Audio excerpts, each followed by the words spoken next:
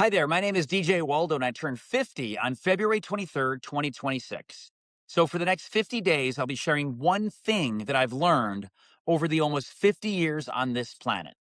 Today's thing is thing number 31: control what you can control.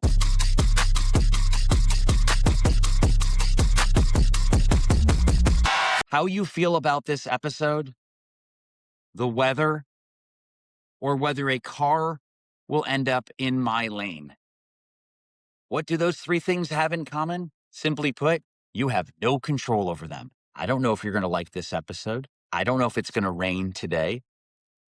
And I don't know whether or not that person's going to come into my lane while I'm driving. Those are things that I cannot control. I remember when I was in high school, a buddy of mine said to me after we took a test, like an AP test, and I was worried about how it was going to go, if I got an A, B, if I failed, whatever the case would be.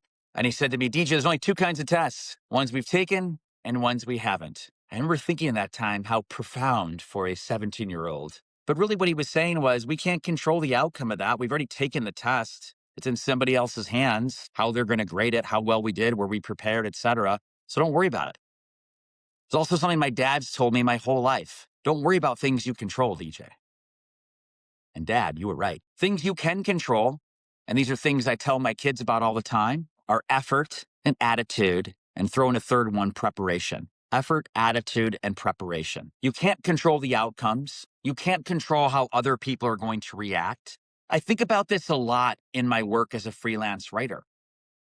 I used to worry so much about how somebody was going to view the work that I did. Whatever I submitted to them, I would wait around for them to get that feedback. It's taken me decades, but finally, I don't really worry about it anymore. I've done the best that I can, and I can't control how they're going to respond to it. I can't control if they're going to like it or dislike it. All I can do is put my best foot forward, put in the best effort possible, and hope for the best.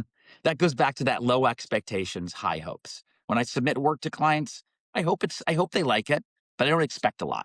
I can't really control that. I think about this a lot with my son's e-bike that I've mentioned a few times now. He always says to me, Dad, I'm really good at riding my e-bike. I'm safe. I wear a helmet. I obey all the traffic signs. I'm smart about how I ride. And I say, I know, I agree with you, but you can't control how the other people are around you. Can't control if a door opens suddenly.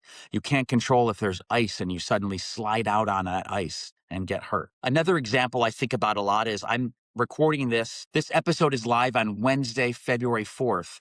Well, tomorrow on the 5th, I'm doing open mic night.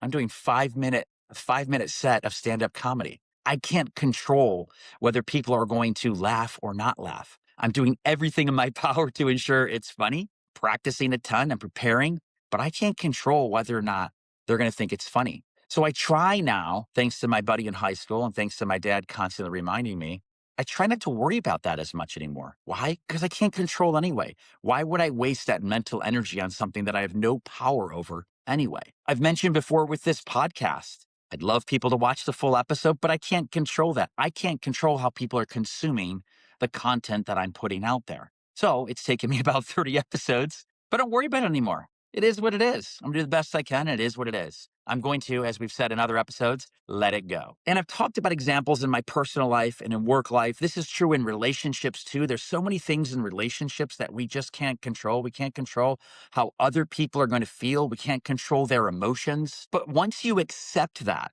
you can only control what you can control, it's very freeing. It reduces all that time and mental energy that you're thinking about those other things. It's very freeing. So I encourage you, as you're evaluating something, as you're thinking to yourself, you're really worried about something, you're stressing about something, just ask yourself a simple question. Can I control the outcome? Is there something I can do to impact or affect what's going to happen next? And if the answer is no, clear it from your mind. Let it go. All right, that's it. That is thing number 31. Control what you can control.